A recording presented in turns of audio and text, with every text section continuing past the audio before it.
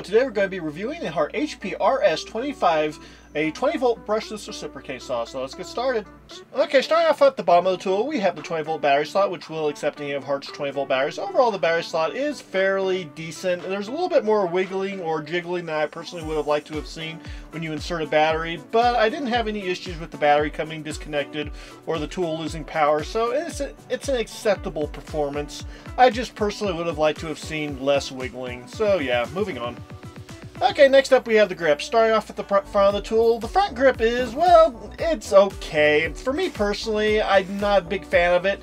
I find that the rubberized coating or the rubberized surface cover or whatever that goes over the motor is a little bit loose. I personally would have liked to have seen it to be a little bit more secure, and it's also a little bit thicker or wider than I personally would have liked. I think if you have large hands, this will be fine, but for people who have medium or smaller sized hands, this is definitely going to be a little bit harder tool to grasp. Now the rear grip or the trigger grip or the pistol grip on the back is, well, it's perfectly fine. I don't have any issues with it, and it's comfortable to hold. So the rear grip gets a pass, and the front grip, well, I still think it could use some improvement. And next up we have the trigger. Now the trigger on this reciprocating saw is a variable speed trigger, and it seems to work fairly well. There's good definition between the high and low speeds, and there really is no stickiness or gumminess, and overall the pull is nice and smooth. So I have to say I am a fan of the trigger on this particular reciprocating saw, and it does get a pass. It really is nice to be able to work with a reciprocating saw that has a smooth and effective trigger compared to some older reciprocating saws that I've worked with. So yeah, moving on. Okay, moving on, we have the lockout safety switch. Now, the lockout safety switch on this particular tool is easy to work with, and it does its job just fine. When it's in the lock position, the motor won't turn on, and when it's in the unlock position, you can turn on the motor. I personally would have liked to have seen it be a little bit more recessed or a little bit less wide, simply because as it is right now, it's easy to bump, and it can be in the way sometimes. So at the end of the day, it is effective, but I think it could still use a better design. I think it does need some work maybe on a future model. So yeah, moving on. And next up we have the blade clamp release lever. Overall this is, well, it's functional. The design isn't bad. It's a fairly typical design when it comes to TTI tools, and it's functional. I personally am not a fan of the quality of plastic they decided to go with for this particular tool, and it's something I can see wearing out or breaking in the future if it's left in the sunlight or in a hot environment for too long where the plastic would become brittle. I really don't like the quality of the plastic, and I really think a higher grade plastic would have been something that would have been worth the investment, simply because this is a area of the tool that will experience quite a bit of use, and I really think it will fail at some point. So I think this is an area that needs to be in some improvement as well. But moving on.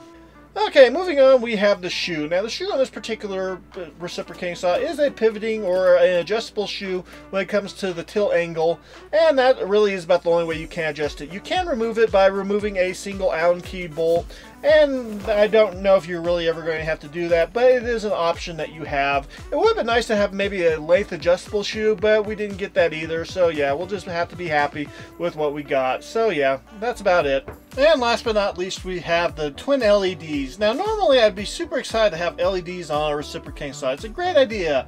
Unfortunately, well, these LEDs are so dim that they really are not that useful at all. I think some people might find them still somewhat useful, but quite frankly, I have keychain lights that are brighter than this. It just is a pretty pathetic performance, and I really think that this was an area that they decided to go a little bit too cheap on just a feature that would have been super exciting otherwise. So yeah, I'm not a huge fan of the LEDs on this particular tool, and I really think this is another kind of a shortcoming for this particular tool. So yeah, moving on. Okay, without a battery, the reciprocating saw weighs 2,454 grams, which is about 5.5 pounds. And with a 4 amp hour battery, the tool weighs 3,123 grams, which is just shy of 7 pounds. So it's not horrible on weight when it comes to the size of the tool. Okay, now overall, this particular reciprocating saw has good speed and has a good trigger. But that doesn't mean it's a great reciprocating saw, unfortunately. Overall, I've run into an issue with this particular reciprocating saw when it comes to pulling its blade out of an environment that is a tight environment or an environment that has clamped down on the blade a little bit. Say when you're sawing a limb in half that's thicker, or if you're working on a pallet and you're trying to remove boards and the boards aren't coming off and you're just trying to get through the nails. Overall, there's been a lot of times where the tool will just stop because of pressure applied to the blade that makes it so the motor can't fully pull the blade back, and it's some sort of a safety setting or switch or something, and the tool will just lose power completely. Overall, this doesn't happen every single time, but it happens enough of the time that it is definitely noticeable and definitely will impact on how long a job takes.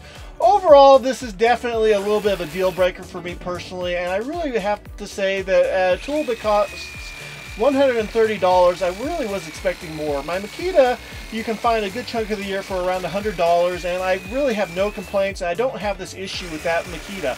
And it features a brushed motor and not a brushless motor, and overall it just has a more comfortable grip as well.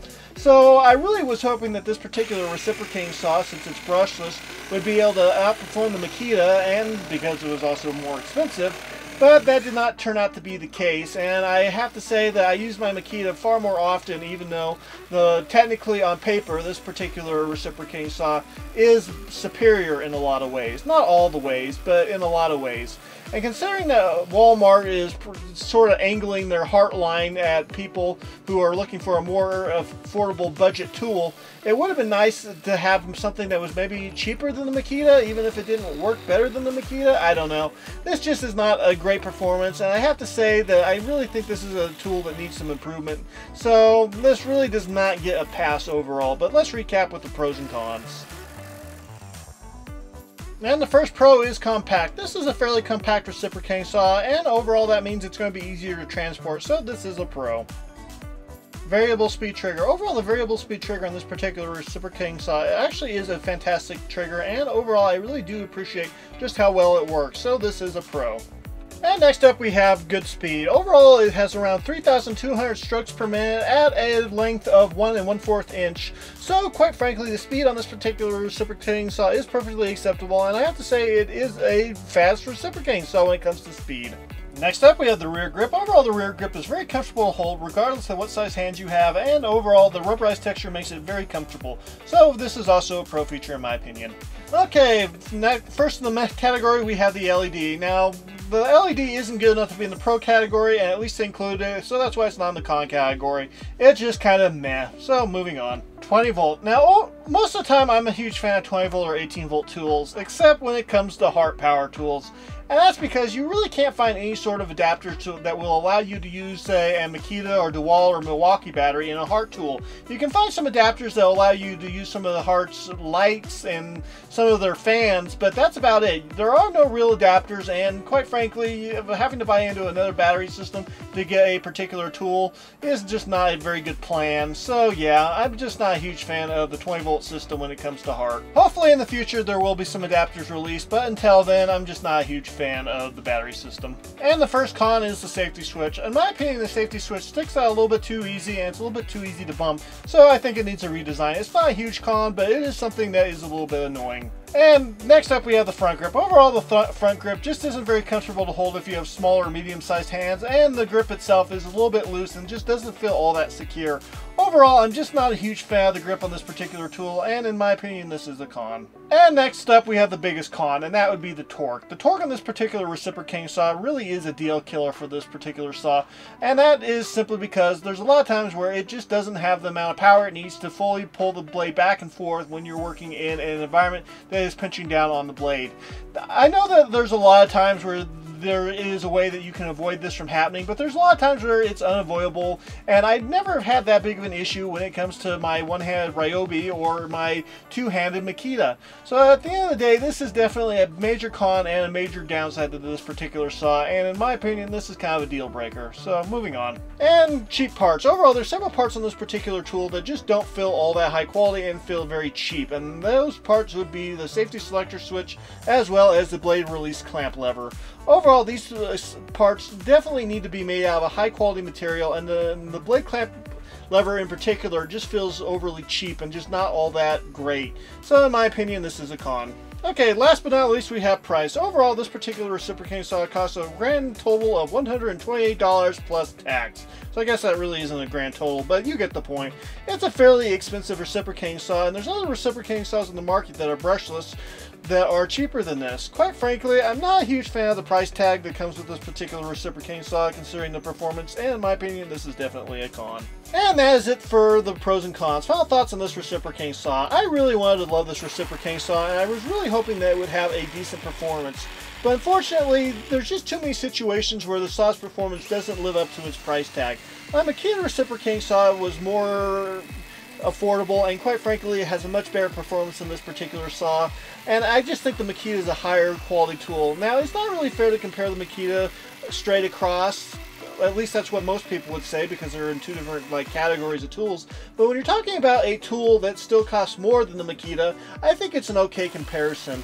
At the end of the day, I wouldn't really recommend getting this saw unless you can find it for a really good deal, maybe under $80. But if you're looking to pay the full $128, I would personally consider another tool, because at the end of the day, it just does not live up to the amount of money that they're asking for it, and I don't really think that this is all that great of a saw. So yeah, this tool does not come recommended unless you can find it for an affordable price. And that's it for this video. If you liked it, please like and subscribe and share, and we'll see you next time. God bless.